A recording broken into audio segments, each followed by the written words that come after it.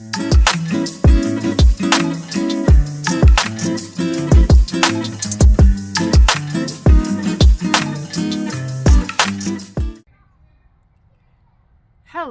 welcome to Purposeful Pressure. I'm your host, Renee. So I'm back for another episode. Today's topic is going to be, don't let your posture hinder God's process. That's a mouthful, and that's the truth. Okay, let's get into it. So a couple of months passed by, and we're still enjoying the news of being selected as adoptive parents. When Faith Consultancy called us in December of 2021. My faith is strengthened, is renewed. I'm on the road to restoration. And it's not because God blessed me or blessed us, with this good news. It was because God kept my mind through everything. All these years, God kept my mind. God continued to love me and take care of me when I didn't deserve it. I didn't deserve it. Let me just share with you how God just continued to love on me, to love me regardless of, the things that I was doing, the ways that I was acting, the things that I was saying, the things that I was thinking. He just continued to show out on my behalf. So, February 2022 rolls around, and our 2-year contract with Blueberry Adoption Agency is almost coming to an end in a couple months. So, April, our contract will be ended. And we're like, okay, whatever, we got good news, we got a blessing somewhere else. So it didn't really bother us that our contract was ended. Blueberry Adoption Agency calls us February 2022. And out the blue. Right. And they say, we have a birth mother who has selected you to be the adoptive parents of her baby. We were like, yeah, right. Y'all done played so many games with us. We have not heard from y'all in months on end. And now you expect us to believe that we've been selected 22 months of this 24-month contract. We don't believe it. So, of course, we're hesitant after all that, because of our history, right? So we said, okay, that's awesome. Just in case it pans out, we don't want to put nothing past them. We're not declining it. We're not declining. We accept it. Okay, that's great news. Yes, we accept it. Right. And so they said, okay, great. Here's how much it costs. We go through all that. We are reluctant to pay them. But we do, because we thought about it and we said, hey, it could happen with any case that we're in, and that's the risk that you take with adoption. You put your finances into it, and the mother has the right to change her mind at any time during the pregnancy, and even on the day of delivery. You take that risk. So we were like, let's take the risk. And we did. So we moved forward, like I said, in paying Blueberry Adoption Agency the fees that were required. And they ended up emailing us saying that the delivery date was going to be in April. And we're like, you mean to tell us a mom is deciding in February that she is going to put her baby up for adoption, which is due in April? We said, and this ain't gonna work. This can't be true. But we decided to keep it moving. We decided to continue to move forward with their little story, just in case it pans out. So February comes and goes. March is here. right? So we get a call in March. We get a call in March, and Blueberry Agency says, pack your bags. The baby has been born early. Get here ASAP. Y'all, our minds are like, what is really going on? What's really going on? We cannot believe that Blueberry, they came through for us, right? So we ended up doing the necessary things that we need to do. We got on the plane. We went to go get baby. We get home.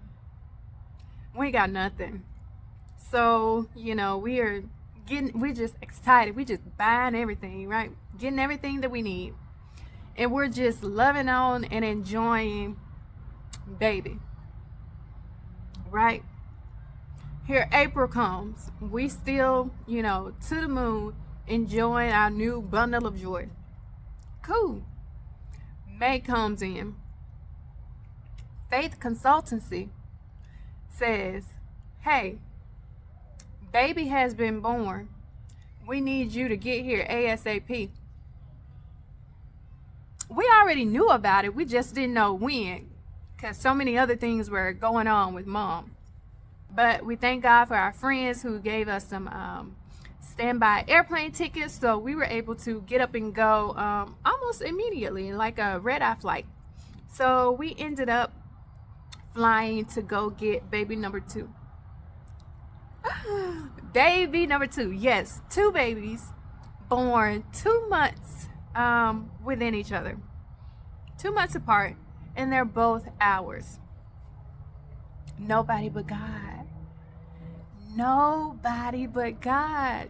God will restore. His word says he will restore what the cankerworm took. I mean, come on. And I was thinking about my loss, and I'm like, what if my loss was like twins or something like that? Neck roll. I have 2 babies. One is 2 months at this particular point, and then the other one is like now a day old. So I'm like, nobody but God will do the impossible. Nobody but God. And it's like we were trying everything else, and it wasn't working out. And it was just like, it wasn't, I don't know if it wasn't the right time. I don't know what it was. But when it's for you, it's for you. When the timing is right, it will come to pass. And I am a believer of that. And I was thinking about,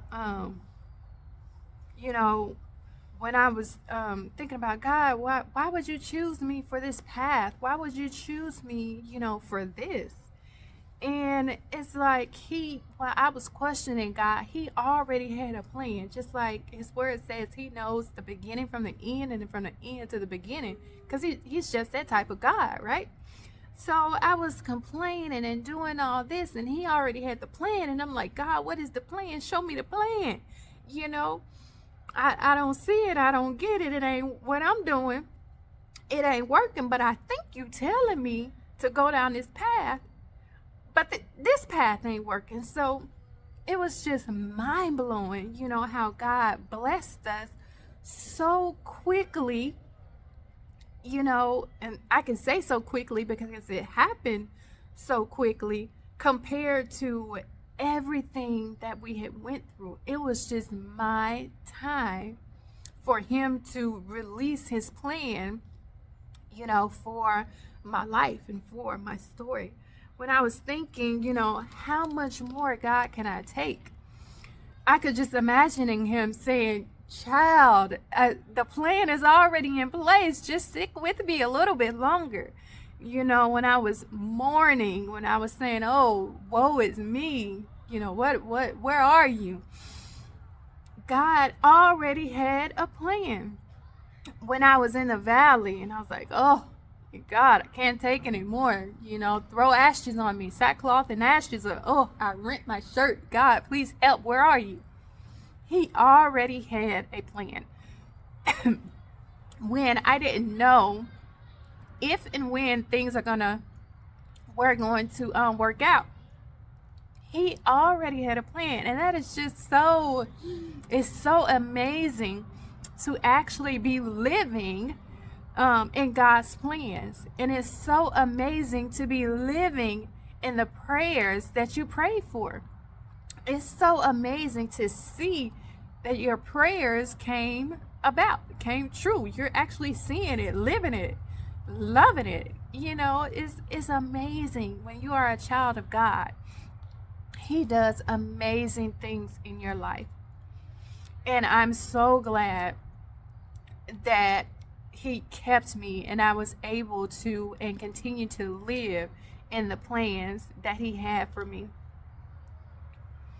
And I'm just like to the moon, again, to the moon. And it just baffles me that I just was so unsteady in my walk with God. And I didn't even know that I was unsteady until something hit me, until this trial hit me, and it let me see me. It let me see where I was in my walk with God. And it just let me see that, hey, you ain't as strong as you say you are. And it let me see that I'm going to do something and I'm going to show you where you are with me. And when that happened, as I stated before, my worship changed, my faith changed. I couldn't think straight. My confidence, was challenged. My memory of God past work was blurry. I didn't want to remember what God, had did in the past for me, because I'm like, God, I need you right now in this particular situation. And I allowed the enemy to get a foothold in my mind.